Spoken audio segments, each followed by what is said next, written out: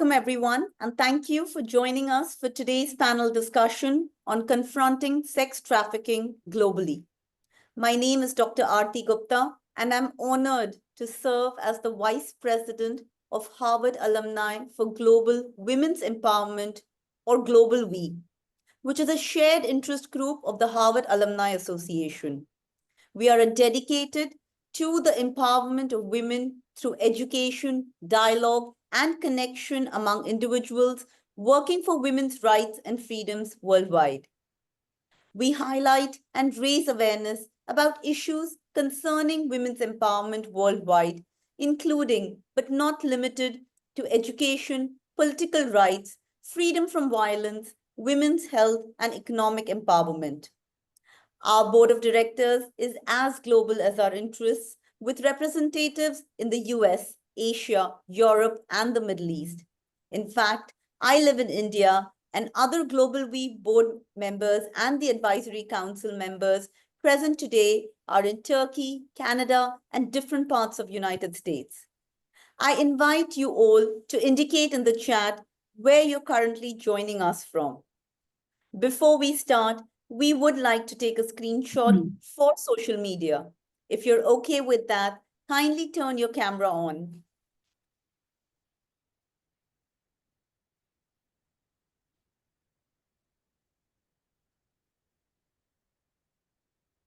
Okay, all smiles, everyone.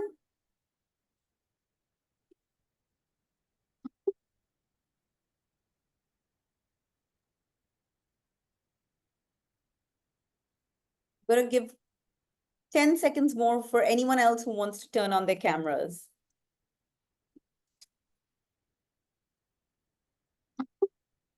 Oh, good. Yes, please turn on your cameras so we can have you all in our picture. Thank you. Thank you, everyone. If you have not already, please mute yourself and we can begin. I would encourage you to type any questions you may have for either of the panelists in the chat.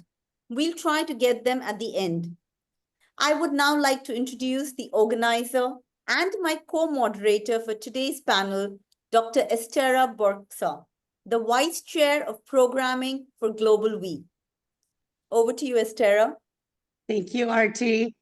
Good morning, and thank you, Aarti. It is my deep honor to welcome you to today's panel discussion on confronting sex trafficking globally. Sex trafficking is not confined by borders, culture, or socioeconomic status. It is a human rights crisis that thrives in silence, stigma, and systemic inequity. But today, we're choosing to break the silence. We are joined by a remarkable group of group leaders, global leaders who have not only studied this issue, but have been on the front lines of change, advocating for policy reform, empowering survivors, and challenging the root cause of that allow exploitation to persist. So our goal today is to just inform, not just inform, but ignite action.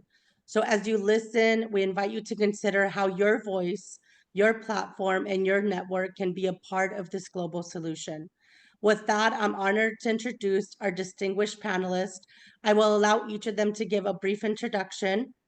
So I'd like to introduce you to Tatiana. She's a former advisor of anti-trafficking issues at the Office of Democratic Institutions and Human Rights, and Ma Cecilia, the founder of Voice of the Free. So without further ado, I will allow them to introduce themselves. Tatiana, maybe we can start with you. Hi, good morning and good afternoon and good evening to all of those that have joined us from all across the globe. My name is Tatiana Kotlarenko. As has been mentioned, I was the former advisor in anti-human trafficking issues at the Organization for Security Cooperation Europe, and since then I've been working across the globe tackling issues related to human trafficking, helping governments to develop national referral mechanisms and legislation on the topic.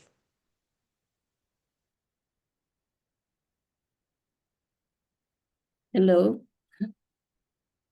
Hello, good evening, everybody.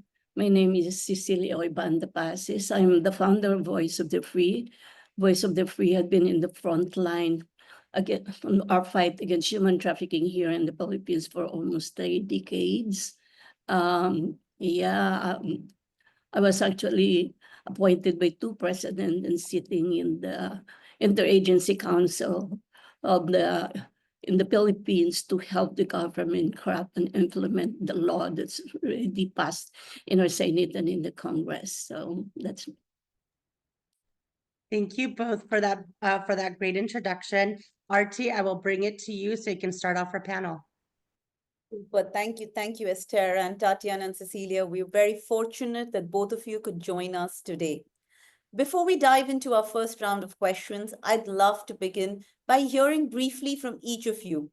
What drew you to this work, and how has your experience shaped the way you understand the fight against human trafficking, particularly sex trafficking? Tatiana, if you could start, please. From the time my family came as refugees to United States, I have seen the vulnerability specifically of girls to human trafficking. So if we talk about migrant or refugee communities, it specifically impacts them. But I also saw where in my country of birth, Moldova, there was a real crisis where children and women were exploited for sex trafficking. And from then on, I just knew it was an issue that I had to work on, and I have my whole life worked on the issue of trafficking from West Africa onto Southeast Asia, then Europe and North America. So I just very much believe that this is the worst human rights, or a combination of the worst human rights violations mixed into one. And sex trafficking, and particularly now has gone more violent, is impacting younger and younger victims. So, and it has gone to a critical stage where it's not just a humanitarian issue or an issue related to women's and girls' rights, it's also a national and international security issue. yeah. Okay. Well, in my case, I was actually in prison for 4 years during martial law here in the Philippines, and in prison, I have also 2 children and my husband. So it's in the whole family actually in prison, and we stayed there for very difficult 4 years in our life. And when we get out of prison, during the peaceful people power here in the Philippines, I thought that our life in prison is the worst life that maybe a mother and a family can endure. But when I started talking and helping human rights and trafficking victims, especially children, I told myself, and I realized that our life is really nothing compared to what these children, trafficking children, has endured. Because at least in prison, I have my family, and these children that we help, they are alone, they are afraid, and you know, what I witnessed about the suffering is really hit me in my core, that I decided that this is the life that I would like to, to dedicate my remaining life. So yeah, so since then, started the Voice of the Free. It's quite difficult because during that time, there's no even trafficking. It's not just called trafficking. These are just missing children, maybe forced labor or child labor. But of course, when we have already the protocol, the Palermo Protocol, the Philippines is one of the signatory. And we are also in the front line to pass the law here in the Philippines, together with other laws, the anti-trafficking laws that we believe that can change the landscape of our fight here in the Philippines in protecting our people, especially the migrant workers, especially the domestic worker, and those who are suffering from trafficking, sex trafficking. And of course, as of now, the landscape was also changing, here in the Philippines, and we are more focused, and attention is given so much also in the online sex trafficking. But thank you to both of you for sharing your journey on how you got into doing this amazing work. And we're truly grateful for the opportunity to listen, learn, and be inspired. Uh, to begin my first question, Cecilia, you've worked closely with survivors in the Philippines and across Southeast Asia. What are some of the most pressing challenges survivors face after escaping trafficking, and how can we better support long-term healing and reintegration? Yes, okay, thank you. Thank you for that question. But first, I think I need to start in putting some context so that people can understand what we are facing here in the Philippines. No? And of course, mostly from the Southeast Asia country, it's quite similar. But the Philippines is known as a global epicenter of child pornography and cyber sexual exploitation of children. Of course, we still have forced labor, especially for our domestic workers.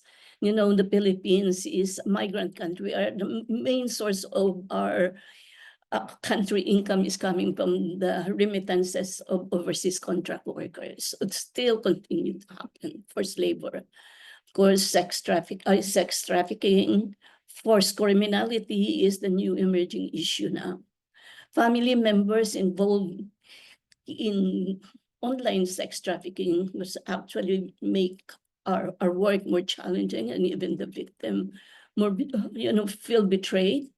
And a lot of the parents were actually in connivance with the local trafficking. So this is really challenging. So dealing with the OSEC also, the online sex trafficking is also uniquely dangerous due to the borderless animosity and the viral nature, and making prosecution are more complex. Voice of the Free, the majority of our survivors we serve are actually minors and young girls. So that's where my experience are coming from. So please take note of that. And of course, one of the key challenges is that every survivor has a different needs, and depending on the extent of the trauma and how they cope emotionally and physically. So case management should be individually tailored. Because every individual has a different coping mechanism, even how they see the continuous threat, the economic angle that they are actually looking at then. So this is why listening carefully to its survivor is really crucial to understand what's really truly works for them. So identify their strength, help them build their own skills. Through our work in Center of Hope, we provide a holistic, trauma-informed, rooted in strength-based approach and cultural sensitive principle. So for decades, because we've been doing this for almost decades already, so we slowly shifted actually our approach from the head, or very theoretical way of dealing with this, to our heart. So our mission is to compassionately empower survivors, helping them build resilience, reclaim their own lives, and unlock their full potential.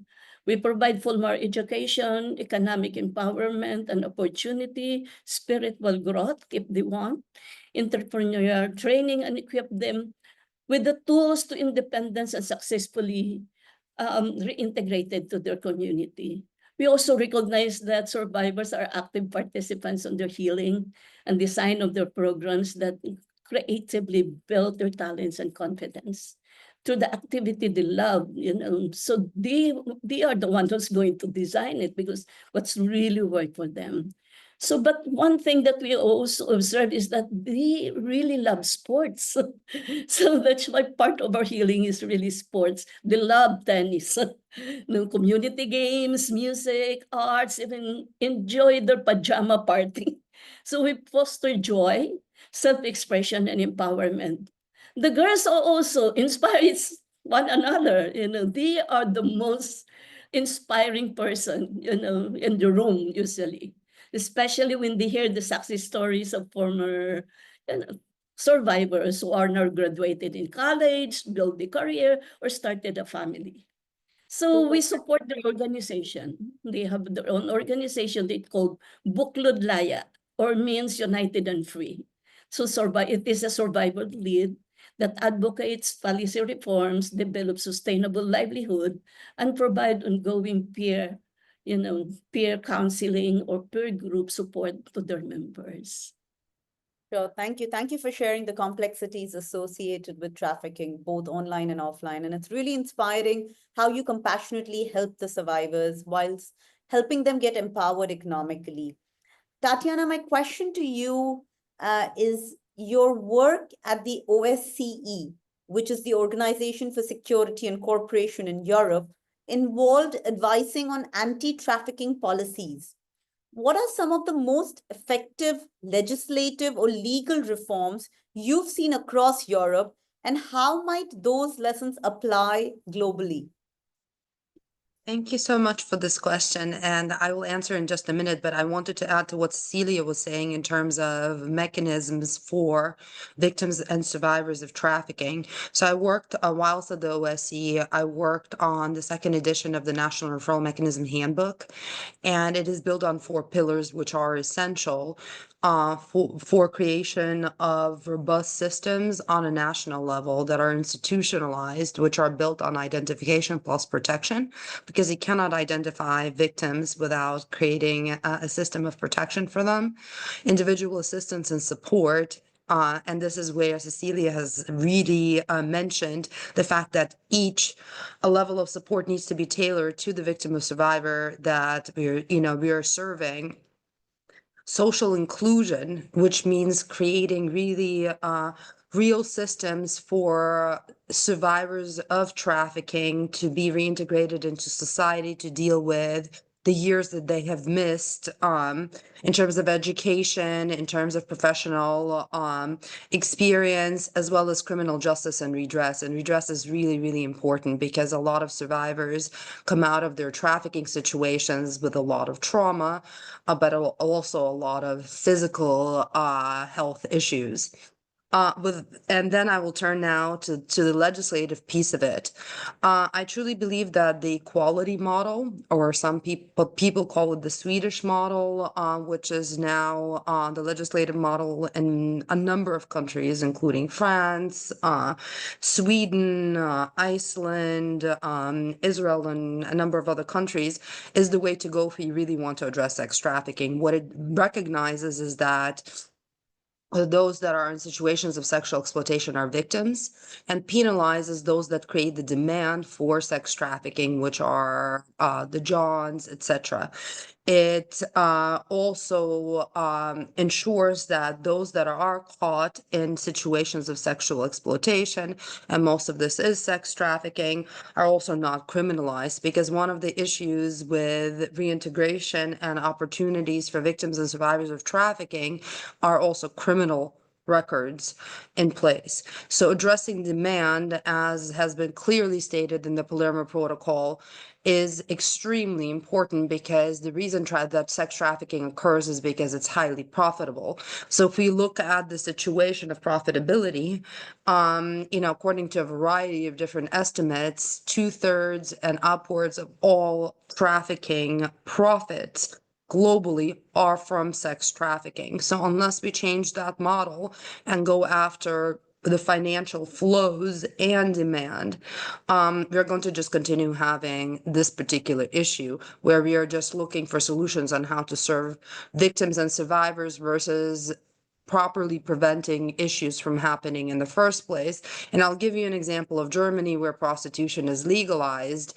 They have a massive situation of sex trafficking. Even those that have run some of the biggest brothels are very clear that, and have been convicted of trafficking actually, that those that are being brought into the legalized brothels around the world are generally victims of trafficking. And victims, and just on another piece, victims of trafficking generally are women and girls, but they're also men and boys when it comes to sex trafficking. And boys are also particularly impacted by sex trafficking, and there are very few resources to address sex trafficking of boys. So this needs to be a very, very big part of the equation. The other piece that I have seen also working quite well is going after online platforms, because most of sex trafficking or many of the elements of sex trafficking are now happening online. So unless there are robust responses from governments and a recognition that elements of online trafficking, including pornography production, need to be addressed, we're going to continue having the issue just grow and grow and grow. Well, thank you, Tatiana, for sharing these. Completely agree with you that a very strong response from government needs to be addressed for online trafficking, right? It's something which has grown over the years. I would now like to call upon Estera to ask the next round of questions. Estera, over to you. Thank you, RT. Tatiana, that was a really great point that you made regarding the need for government to be involved at the policy level as well. And so I want to ask you, I know that you've done some work with the United Nations. So I wanted to ask, how do you see these global policies evolving to address sex trafficking more effectively? And where are the current gaps in international cooperation, especially in the current world state? I have worked quite a bit across various UN agencies or with UN agencies and such. One of the issues that has been really critical is the approach to sex trafficking, and specifically on the demand issue.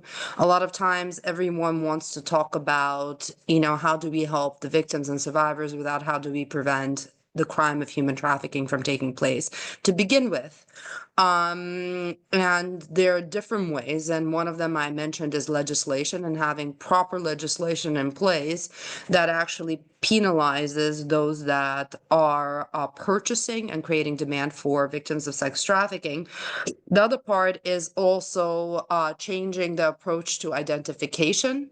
And this requires, and I'm sure Cecilia will also mention it again, actually learning from victims and survivors, because a lot of the people who work on policies and legislation are actually doing so from a theoretical point of view versus a practical point of view. They're not learning from lived experience and expertise of victims and survivors of trafficking who could actually tell us what would actually work in terms of identification. So just to bring the understanding to this, less than 1% of all victims of trafficking are identified globally. When it comes to prosecutions, it is less than this, meaning that we cannot address this crime because it is a crime. It's not a social issue, without having a real robust response to trafficking, meaning prosecution of the crime. We cannot allow this to continue with complete impunity.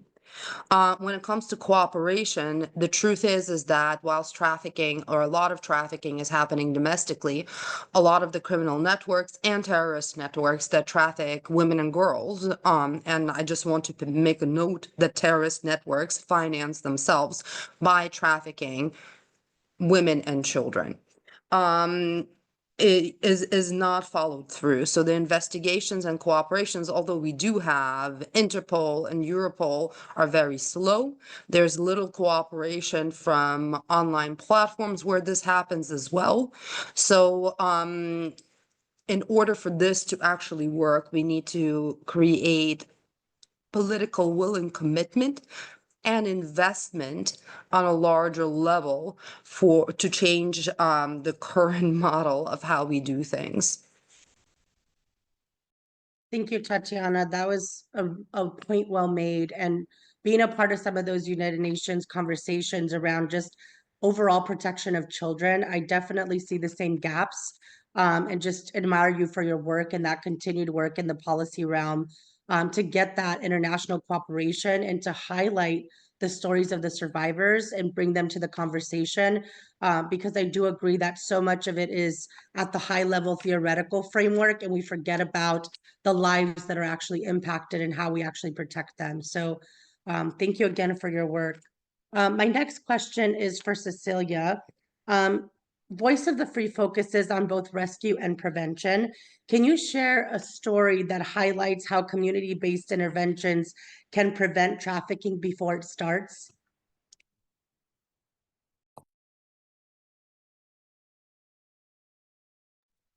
Before I answer that, I would like to add maybe to Tatiana Yes, point about absolutely. policy. Well, for us here in the Philippines, of course, the Philippines is always on the front line to adopt any international and local policy. So, of course, we lobby for enabling law. But I think the big challenge for us here in the Philippines is how to implement the law and how to bring the law to the masses so that the masses will own it. How this law actually become a living instrument that protect them and they own that policy and claim that right. So I think in terms of policy, in my experience, it always goes hand in hand with social mobilization, that the masses should own it and claim it, because sometimes a lot of policy here in the Philippines is just in the shelves, and sometimes people is so afraid even to file cases, so that kind part of educating them that this law is there for you to protect you and program that can actually protect you.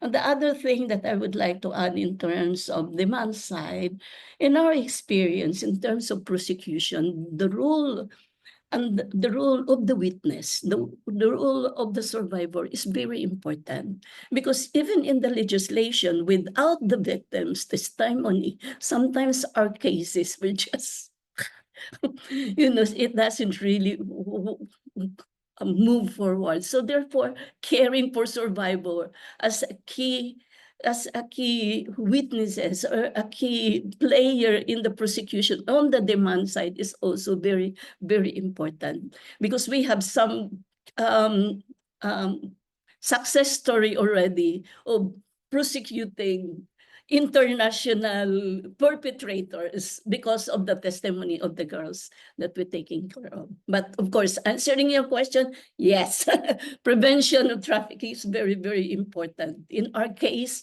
our program in prevention is called Venture for Freedom. It is a community-based owned watch group model, primarily for women or mothers. So we address mostly the economic dimension of human trafficking, because a lot of this mother is already cross-generational victims of exploitation from forced labor, sometimes sliding to sex trafficking. So it's already like they're just going around the circle.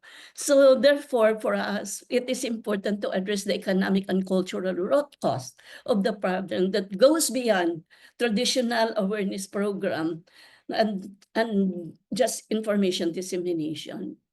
So Yeah. it is a social venture.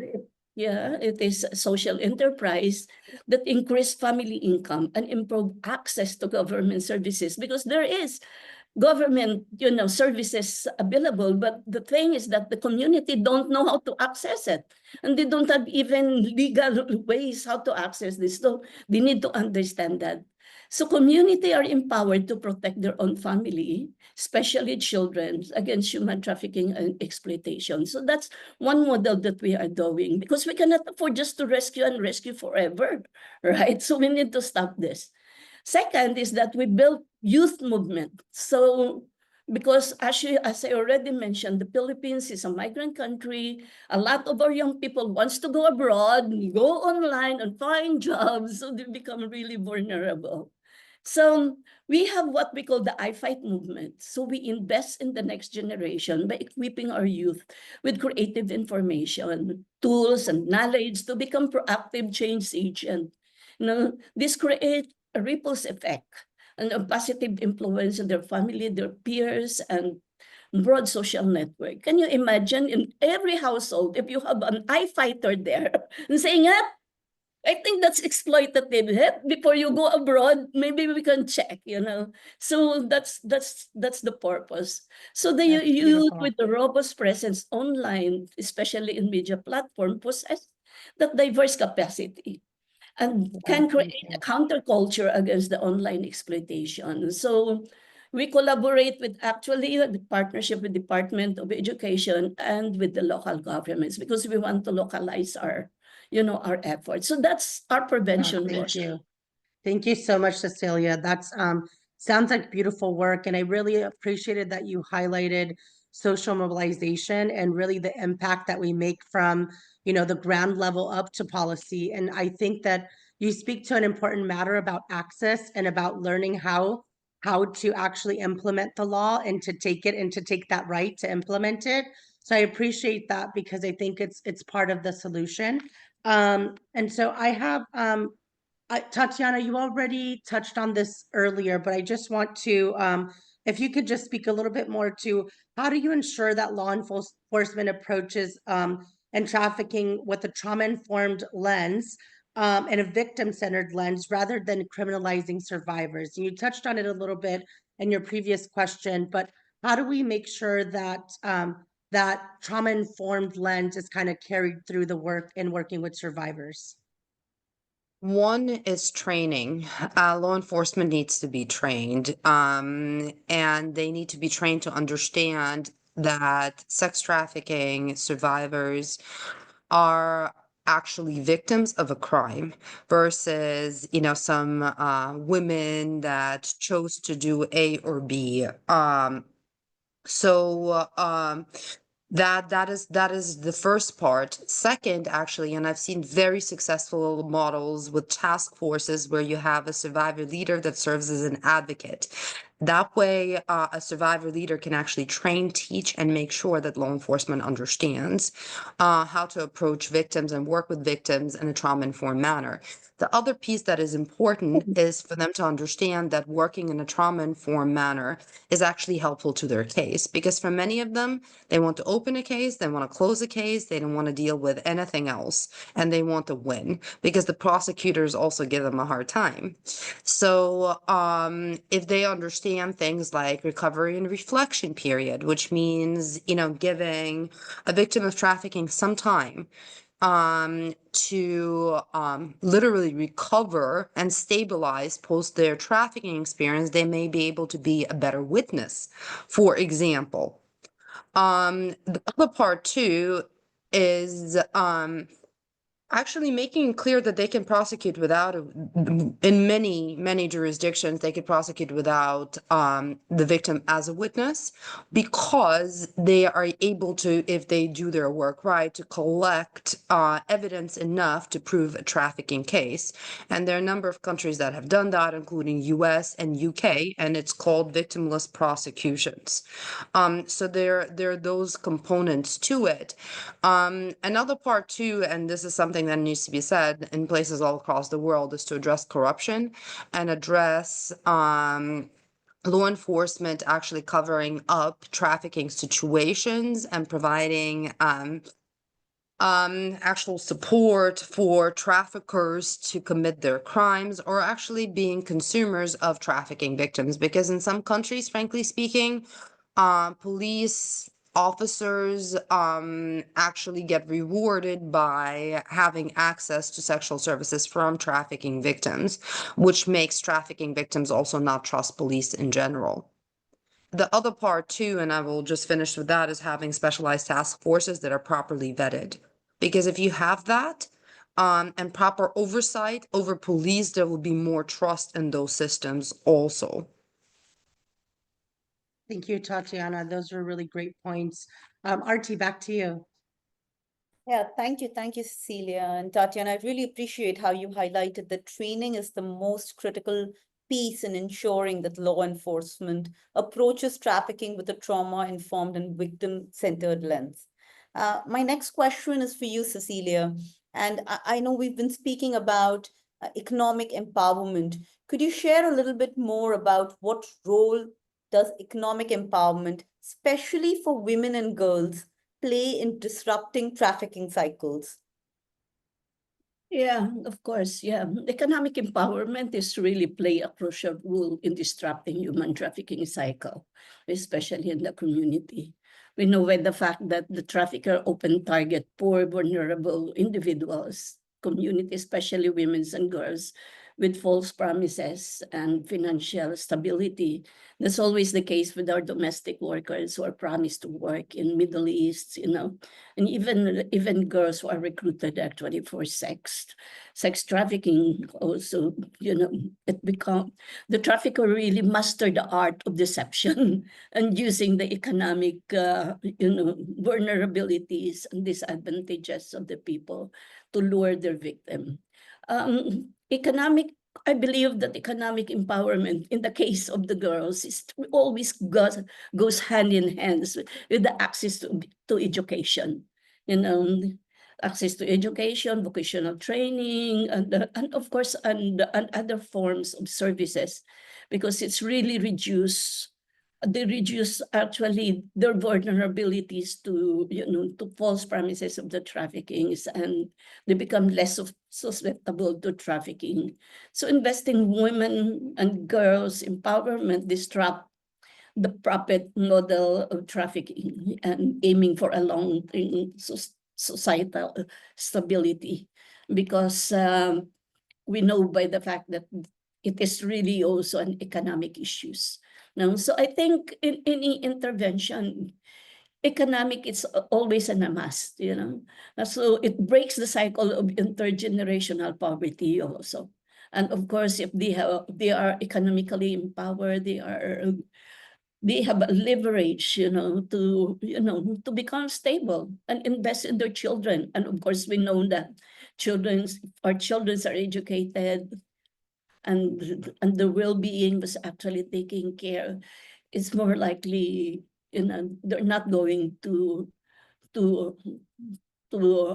just to go to trafficker because of of their of the promises. They have different and many options that they can get because they are economically stable. Absolutely, Cecilia. The saying goes, you empower a woman, you empower her entire family.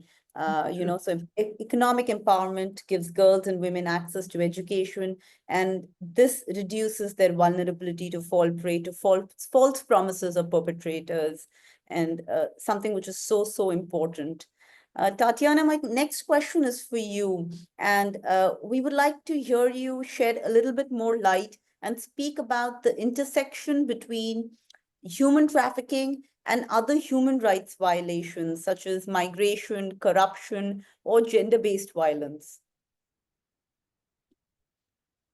When it comes to human trafficking, it is directly linked to a lot of human rights violations, but I'll start with something that we actually hear quite a bit about these days, which is conflict and conflict-related sexual violence. So conflict and conflict-related sexual violence causes displacement and particularly has an impact on women and children.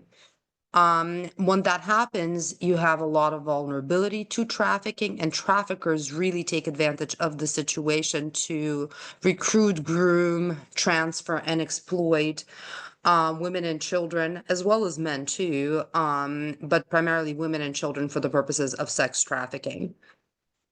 So this is a very, very significant issue because there are over 110 conflicts around the world now, both by state and non-state actors, and the number regretfully keeps on growing. So whenever there is destabilization, whenever there are weather events, for example, crises, etc., we see a high increase in sex trafficking from those particular regions. When it comes to migration, specifically women and girls are very, very vulnerable to sexual violence and in terms to sex trafficking as well.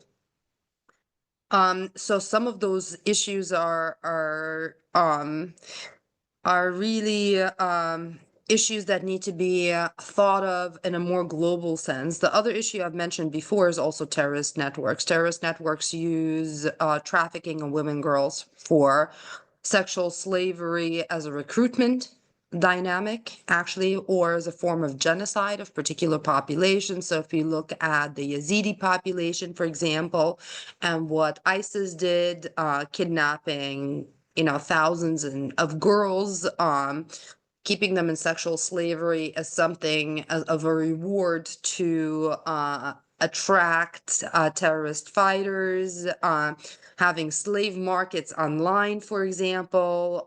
This is also part of this, because a large chunk of this is just not understood for what it is. Oftentimes, the world would like to say these women and girls really like this, etc., etc., etc. And I've heard this one, for example, I was looking at the situation of trafficking of Ukrainian women and girls.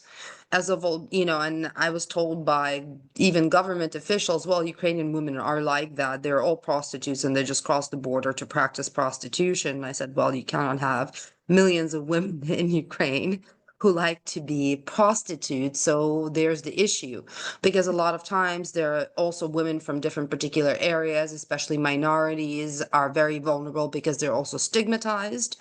So you have to look at that particular piece. And now, regretfully, due to the trends in the pornography industry, no woman is safe, whether she is 80 years old or she's a girl, of one, because they create the demand for a variety of different sexual services, quote unquote, and interests, and that really drives the market. So and the other thing I want to say on the issue of pornography, so there's trafficking for pornography production, as Cecilia has mentioned before. So there's trafficking for child sexual abuse image production, but also trafficking for pornography production, and this is part and parcel of a lot of things that we see out there.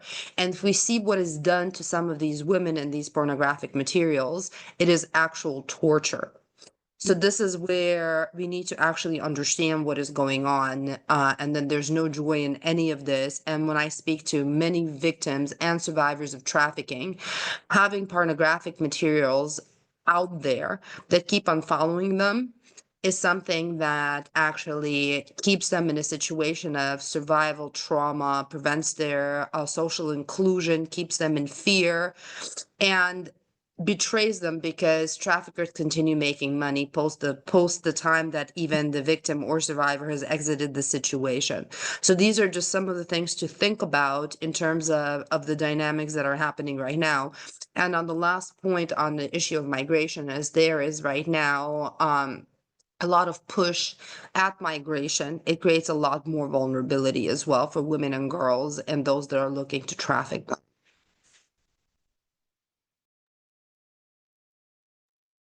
Thank you. Thank you so much, Tatiana. I think the conversation we are having today is so important. And as you rightly said, no woman is truly safe, regardless of her age, whether she's 8 or 80, or, even whether she's at her home or in any of the borders, because there's trafficking both online and offline. And once again, we're truly grateful for the light you both are shedding on this critical issue, and for so generously sharing your experience and insights. We appreciate your voice brings strength, awareness, and hope where it's most needed.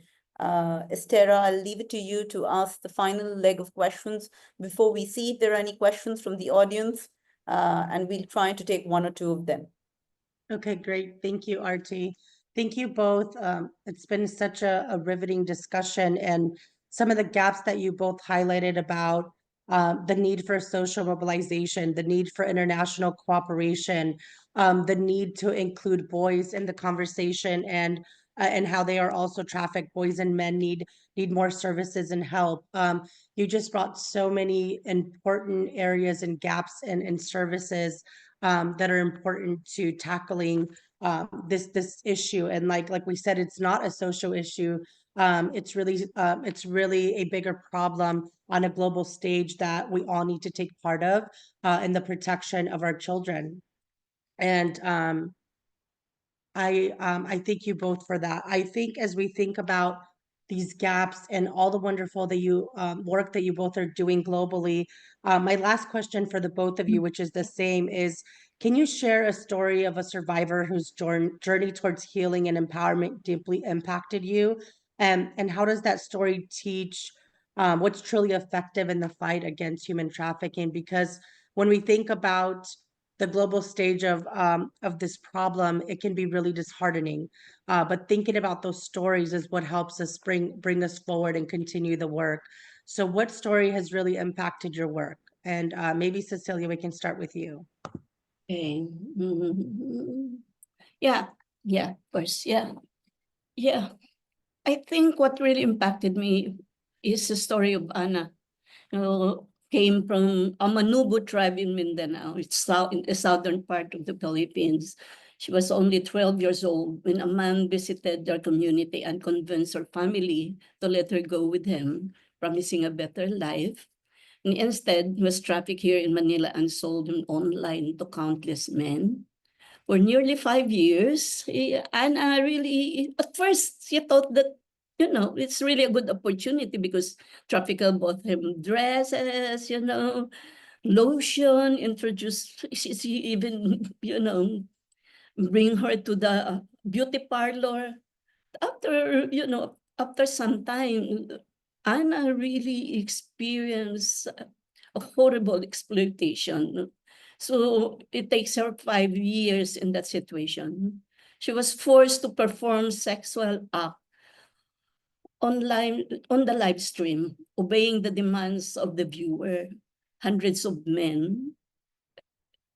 Every time the trafficker put him in a computer, she's watching while her trafficker raped her online. And some of these men even travel to the Philippines to assault and rape her personally.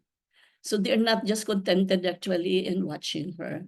So finally, after 5 years, she was rescued alongside with other survivors, age 1 year old, 5, 7 year old, and 15-year-old, all victims of online trafficking and exploitation. So they were brought to Voice of the Free in a shelter in the Center of Hope, where trauma-informed care and recovery program was help them heal. With us, Anna, we fought side by side in court for justice. And for 3 years, Anna were able to convict the trafficker and sentenced to prison. And she's really happy because it's just for her that's part of her healing, claiming justice, having a justice served is really part of her healing. But it is quite difficult for her really to recover from the trauma and abuse. Anna has grown into very empowered and beautiful young lady. 2 years ago, she was graduated in college in hospitality management degree. She is now co-managed the voice of the free business enterprise called Freedom Nest. This is an event place where survivors are trained as an entrepreneur and employed. Now she just got married and expecting a first child. So our first grandchild for her. So First grandchild of Voice of the Free. It's so so we have beautiful. already a lot of grandchild. But yeah, Wow. I think the pattern of success in my experience for 30 years in survivors Thank is you. that we treat every survivor as a person, really, not just a victim, a child, a youth, So, and then of course we Thank you prioritize so much. really first the safety, right? Thank you so much, Cecilia. Beautiful story. Tatiana? I would like to actually share a story of an incredible survivor leader, Chandra Vavaruntu, who has actually inspired my work throughout and from whom I've learned tremendous lot. She has been part of the U.S. Advisory Council, and then she became the chair of the International Survivors of Trafficking Advisory Council, which was actually an idea that she pitched.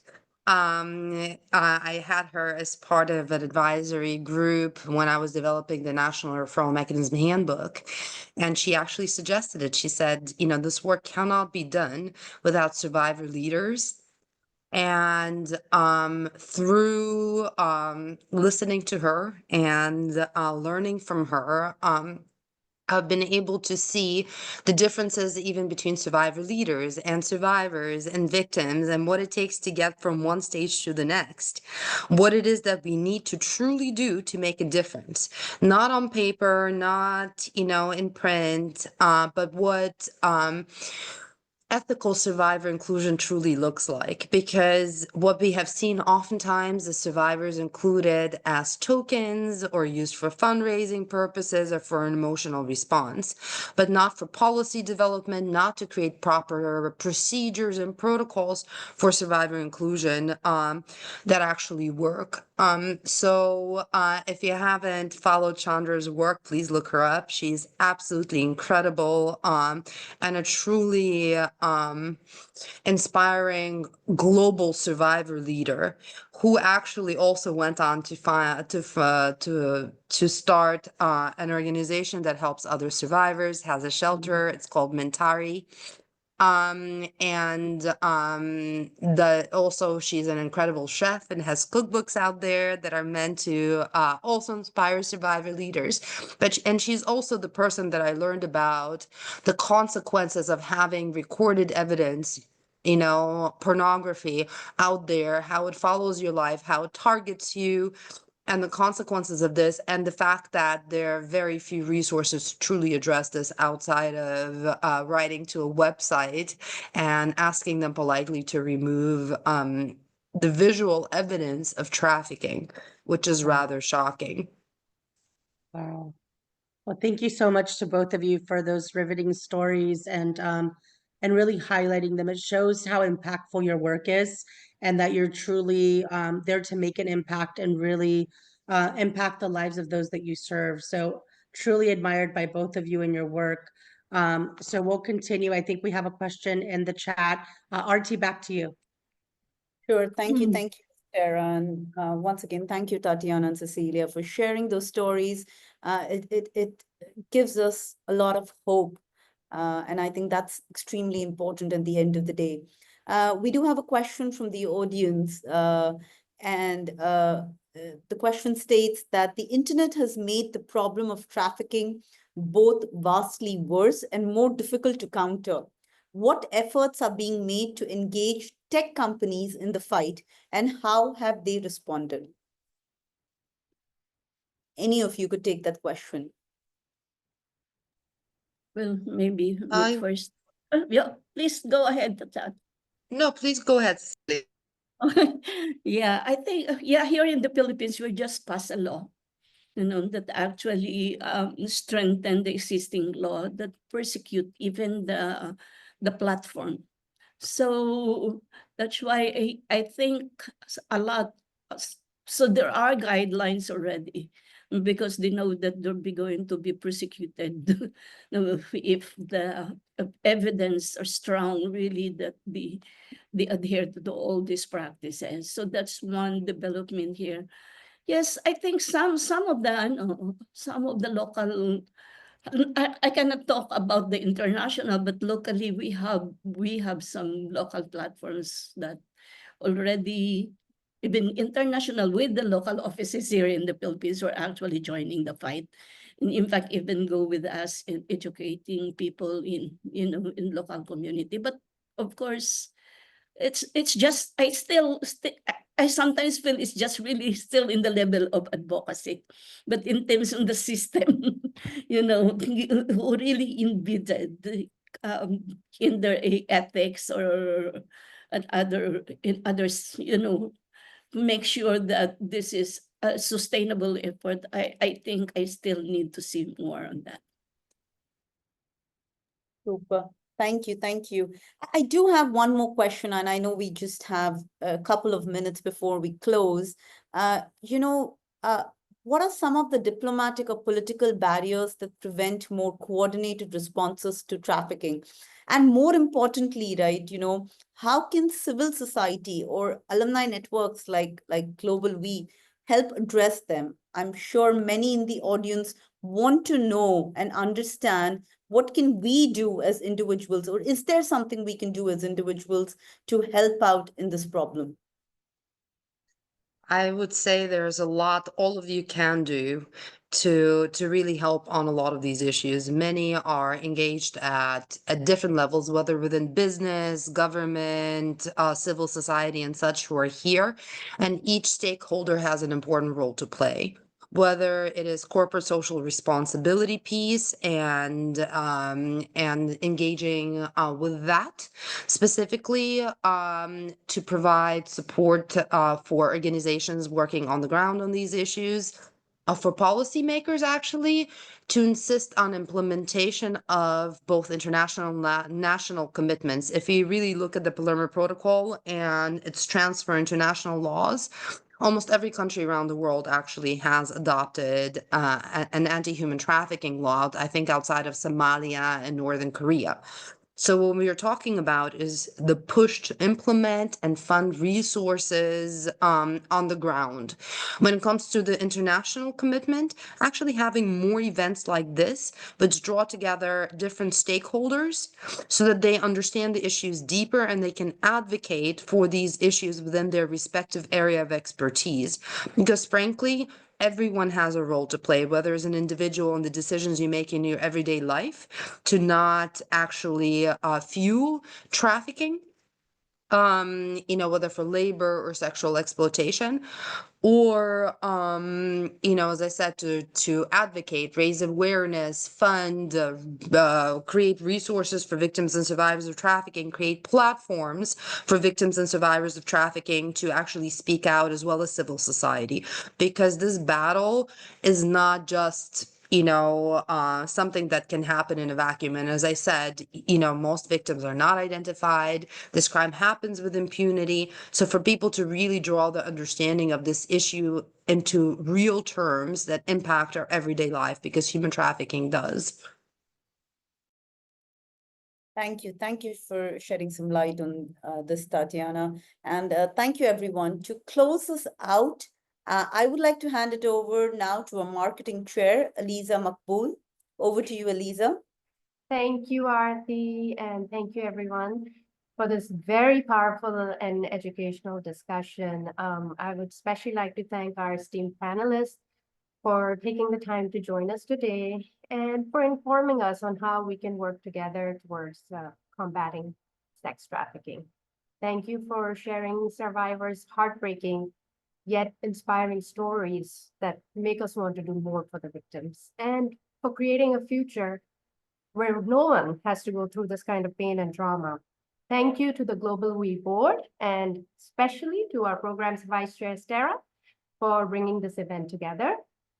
We would also like to take this opportunity to invite everyone to our next event in late June, which will focus on maternal and reproductive health. Please look out for our emails with details about the event in the upcoming weeks. If you don't get our emails, please sign up on our website, which is hglobalwe.org. And also follow us on our social media platforms at hglobalwe. They're being put up in the chat right now. At Global We, our aim is to focus on issues affecting women globally. So if there is a topic or a speaker you are passionate about and would like to plan an event around it, please connect with us by sending an email to programs@hglobalwe.org, also in the chat. And if you would like to champion the event, please also indicate your interest, and we'd be happy to facilitate with that. We hope you all enjoyed today's important discussion. Thanks again to our panelists and all our participants. Stay safe and have a good day, everybody.